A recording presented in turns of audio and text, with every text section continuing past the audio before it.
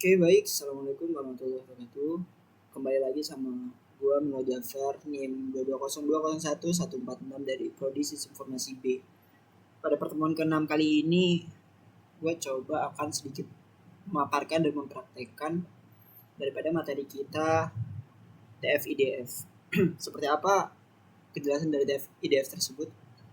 Jadi TF itu singkatan dari term frekuensi dan IDF adalah inverse dokumen frekuensi.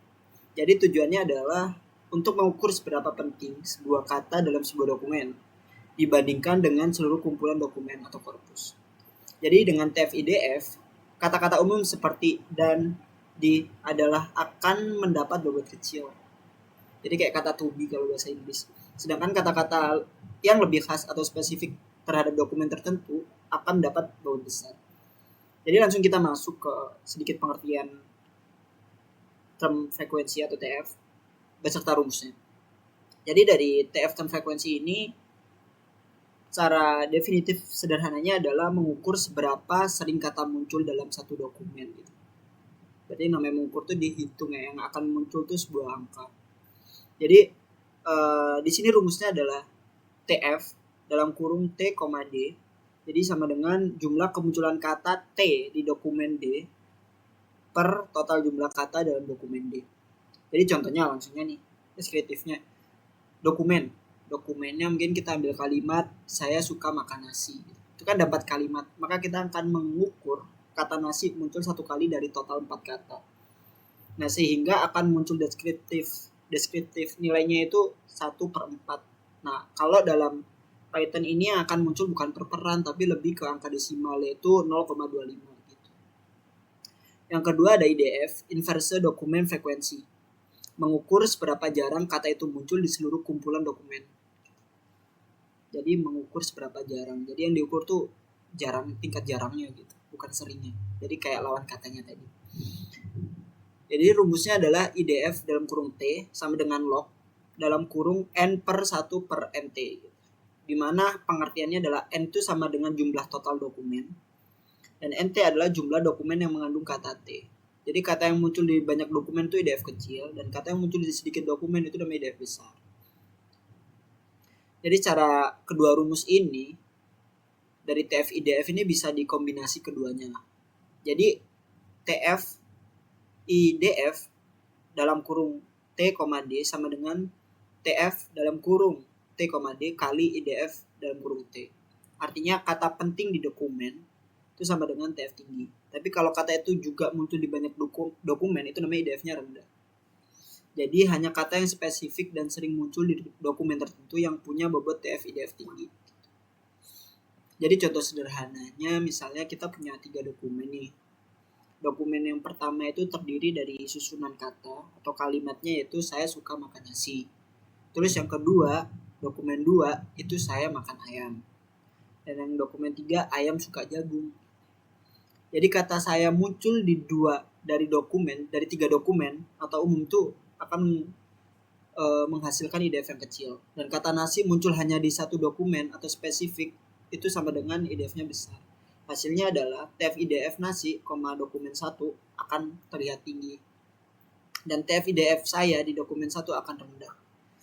Jadi jelas ya di sini bahwa kita jangan terbalik nih, kalau TF itu memang buat mengukur kata sering yang muncul, dan kalau yang IDF adalah untuk kata yang jarang muncul gitu, yang akan dihitung. Jadi kayak lawan kata aja nih gitu. Jadi kegunaan dari TF IDF ini apa sih gitu? Kita kan sering coba buka Google ya, ke pencarian ketika kita coba mencet kata misalkan dokumen, nah nanti bakalan ke referensi tuh.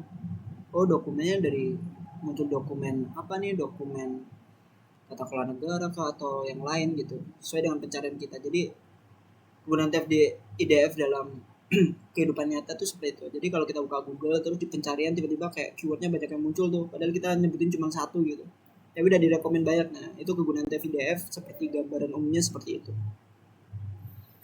Dan kelebihan TF IDF sendiri adalah, yang pertama adalah sederhana dan efektif. Jadi konsepnya tuh kayak mudah dipahami dan diimplementasikan. Terus kalau yang keduanya adalah meski sederhana, hasilnya cukup baik untuk banyak tugas atau text mining seperti dokumen ranking atau keyword extraction. Dan yang kelebihan yang kedua adalah mengurangi pengaruh kata umum. Kalian sering muncul di banyak dokumen itu kan kayak ada yang dan ya kayak kata-kata to be gitu ya, is, there atau apa dan lain sebagainya akan mendapatkan bobot kecil sehingga lebih fokus pada kata yang unik atau mungkin sifat-sifat kata kerja kayak misalkan kita nyari jurnal di Scholar terus kan kita nggak mungkin ya mencetnya atau nyarinya kata-kata yang pasti kata-kata lebih spesifik kata kerja atau lebih subjek atau objek gitu. Nah kegunaan TF-IDF di sini ya buat mendistract kata-kata yang kayak tadi itu biar buat mempermudah pencarian kita. Terus yang ketiga tidak memerlukan pelatihan. Jadi berbeda dengan model berbasis pembelajaran mesin. TF-IDF hanya menghitung statistik teks cepat dan tidak butuh training data. Dan yang terakhir adalah baik untuk representasi fitur awal. Tapi di balik banyak kelebihan pasti jelasnya ada kekurangan. Kekurangan TF-IDF sendiri yang pertama adalah tidak memahami makna atau semantik. Jadi ketika melihat frekuensi kata bukan dari kata. Jadi contoh, kata mobil dan kendaraan dianggap berbeda meskipun bermakna mirip gitu. Jadi dia tuh nggak paham mirip, nggak paham makna ya, lebih kayak ya fokusnya lo ngetik apa, ya keyword itu akan dicarikan referensinya berdasarkan kata kunci yang kita keluarkan gitu, yang kita cari gitu.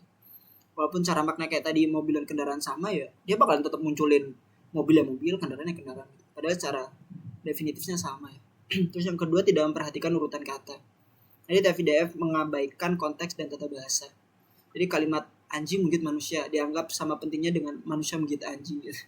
Jadi memang sebenarnya ini secara kontekstualnya sama. Jadi berfokus pada makna bahwa kayak kata kunci di TF-IDF tuh nggak berpatokan sama ya kayak kali ini ya mesin ya namanya mengelola kata yang keluar ya itu yang akan dikelola gitu. Terus dan sensitif terhadap panjang dokumen. Jadi contoh nih dokumen panjang bisa memiliki banyak kata dengan frekuensi tinggi atau bisa menurunkan atau menaikkan bobot secara tidak seimbang tergantung normalisasi dan banyak dan masih banyak yang lainnya. Jadi kayak kesimpulan sederhana adalah kelebihan utama TF-IDF itu mudah, cepat, efektif untuk coba kita bantu buat nyari kata penting yang kita cari. Tapi kelemahan utamanya adalah tidak memahami makna, konteks atau hubungan antar kata. Jadi cara cocoknya digunakan untuk pencarian teks, keyword extraction dan baseline model NLP. Mungkin itu sedikit pemaparan sederhana, mudah-mudahan lo semua pada ngerti dan sekarang coba kita praktekkan seperti biasa. Kita buka Google, kembali lagi ke Google Colab. Sebenarnya codingannya udah gue disiapin, jadi tinggal copy paste aja. Nah ini lagi-lagi kita coba akan mengukur, jadi ketika diukur nanti yang akan muncul tuh nilai desimal yang tadi coba udah gue jelasin gitu. Jadi jangan lupa dari awalnya coba kita masukin library-nya dan fitur-fiturnya gitu sama seperti biasanya gitu.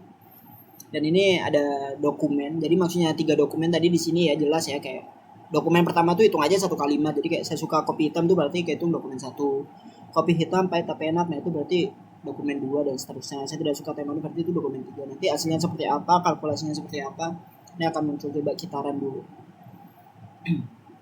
Nah bobotnya akan muncul secara nilai desimal gitu. Jadi hitam bobotnya 0 dari 500, enak bobotnya 490 dan manis bobot 490 gitu. Jadi kurang lebihnya itu aja. Terima kasih udah menyaksikan. Assalamualaikum warahmatullahi wabarakatuh.